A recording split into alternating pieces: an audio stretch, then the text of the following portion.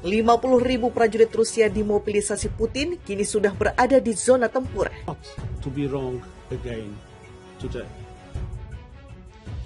So, if indeed an operation is being prepared, I have only one thing to say from the bottom of my heart. President Putin, stop your troops from attacking the Ukraine. Give peace a chance. Too many people have already died. Forces are not engaged and will not engage in the conflict with Russian forces in Ukraine. Our forces are not going to Europe to fight Ukraine, but to defend our NATO allies in the event that Putin decides to keep moving west. For that purpose, we have mobilized American ground forces, air squadrons, ship deployments to protect NATO countries including Poland, Romania, Latvia, Lithuania, and Estonia. And as I've made crystal clear, the United States and our allies.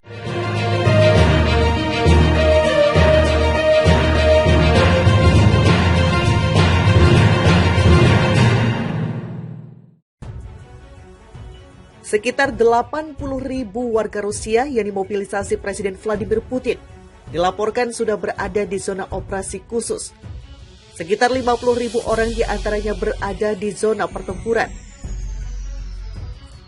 Hal itu diungkapkan Putin pada pertemuan dengan Gubernur wilayah Tver di Rusia, Igor Rudenya. Kita sekarang memiliki sekitar 50.000 unit tempur. Sisanya belum ambil bagian dalam pertempuran, tetapi ada hingga 80.000 di zona operasi khusus. Sisanya semua di tempat latihan, kata pemimpin Rusia itu seperti dikutip kantor berita Sputnik, Senin 7 November 2022. Pada Kamis 3 November 2022 lalu, Putin memerintahkan pembayaran upah sebesar 195.000 rubel kepada tentara kontrak dan prajurit yang telah dimobilisasi untuk berperang di Ukraina. Kabar tersebut diungkapkan oleh Kremlin. 2 pekan lalu Moskow menyatakan mobilisasi parsial sebanyak 300.000 tentara cadangan Rusia ke Ukraina telah berakhir. Akan tetapi pemerintah negeri Beruang Merah mengakui ada masalah dalam kebijakan tersebut. Putin mengumumkan dekret terkait mobilisasi parsial pasukan Rusia pada 21 September lalu. Dalam pidato kala itu, dia menegaskan bahwa Rusia akan menggunakan semua cara yang tersedia untuk melindungi rakyatnya. Vladimir Putin teken undang-undang napi kejahatan berat bisa dikirim perang ke Ukraina. Presiden Rusia Vladimir Putin tak mengendurkan serangan di Ukraina, bahkan akan meningkatkannya. Dia menaikkan undang-undang yang membolehkan narapidana, termasuk yang dihukum karena kasus kejahatan berat, dikirim berperang ke Ukraina melalui mobilisasi militer. Putin pada 21 September lalu memerintahkan mobilisasi militer parsial untuk mengirim setidaknya 300.000 personel ke Ukraina.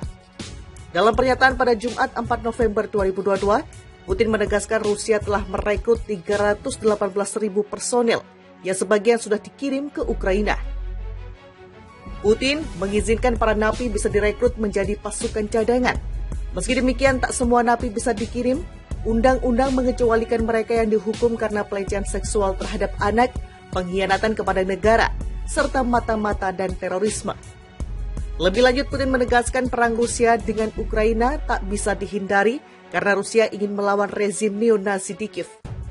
Memerangi neo-Nazi merupakan salah satu dari 3 tujuan utama Rusia melakukan operasi militer khusus di Ukraina, yakni denazifikasi.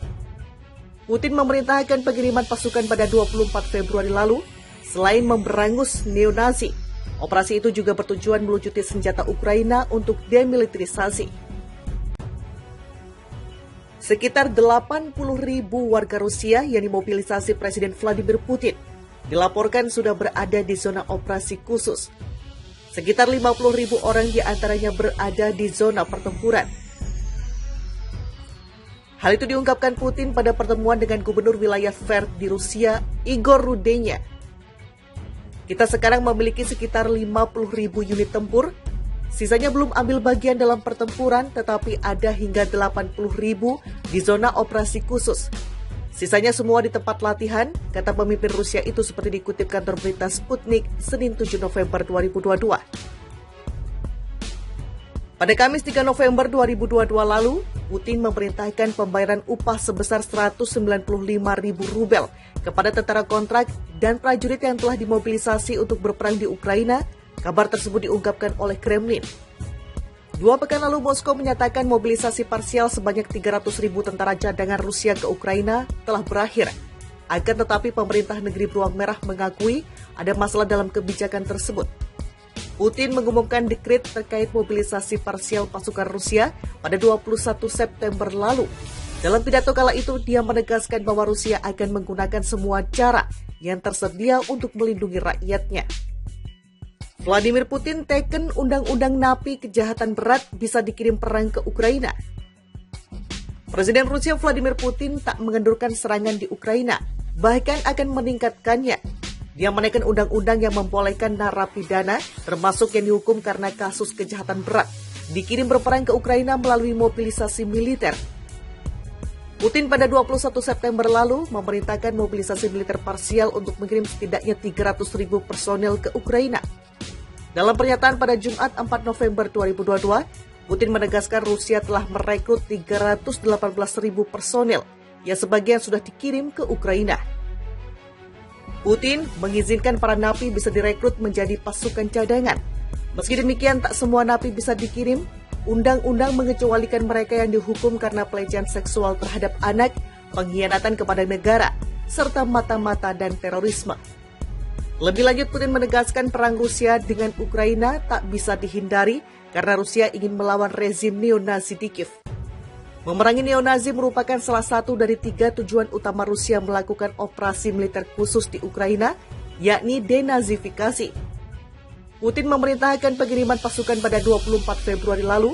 Selain memberangus neo-Nazi, operasi itu juga bertujuan melucuti senjata Ukraina untuk demilitarisasi.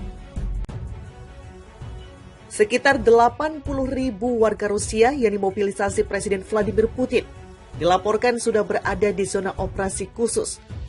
Sekitar 50.000 orang diantaranya berada di zona pertempuran. Hal itu diungkapkan Putin pada pertemuan dengan Gubernur wilayah Tver di Rusia, Igor Rudenya. Kita sekarang memiliki sekitar 50.000 unit tempur. Sisanya belum ambil bagian dalam pertempuran, tetapi ada hingga 80.000 di zona operasi khusus. Sisanya semua di tempat latihan, kata pemimpin Rusia itu seperti dikutip kantor berita Sputnik, Senin 7 November 2022. Pada Kamis 3 November 2022 lalu, Putin memerintahkan pembayaran upah sebesar 195.000 rubel kepada tentara kontrak dan prajurit yang telah dimobilisasi untuk berperang di Ukraina. Kabar tersebut diungkapkan oleh Kremlin. 2 pekan lalu, Moskow menyatakan mobilisasi parsial sebanyak 300.000 tentara cadangan Rusia ke Ukraina telah berakhir. Akan tetapi pemerintah negeri beruang merah mengakui ada masalah dalam kebijakan tersebut. Putin mengumumkan dekret